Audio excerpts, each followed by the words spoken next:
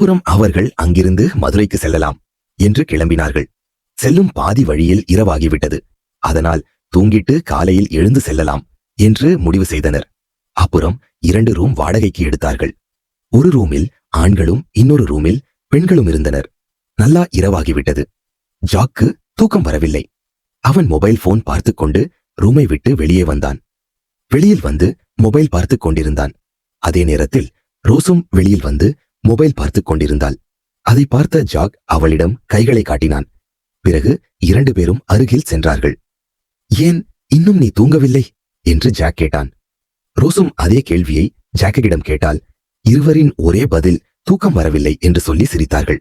அப்படியே இருவரும் சிறிது நேரம் பேசிக் கொண்டிருந்தார்கள். ஜாக், வா டீ குடிக்க போலாம் என்று ரோஸை அழைத்தான். அவளும் சரி என்று சொல்லி வந்தாள். இருவரும் கடைக்கு சென்றார்கள். அங்கு டீ ஜூஸ் போன்ற பொருட்களை வாங்கிக் கொண்டு ஒரு மரத்தடியில் அமர்ந்தார்கள். அந்த இரவு நேரத்தில் இருவரும் நிலாவை பார்த்து கொண்டே டீ குடித்தார்கள்.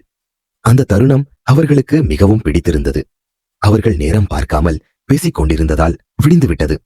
அப்புறம் ஐயோ அவிலோ நேரம் பேசினோமா என்று வெட்கத்தில் சிரித்துக் கொண்டே இருவரும் ரூமுக்கு சென்றார்கள்.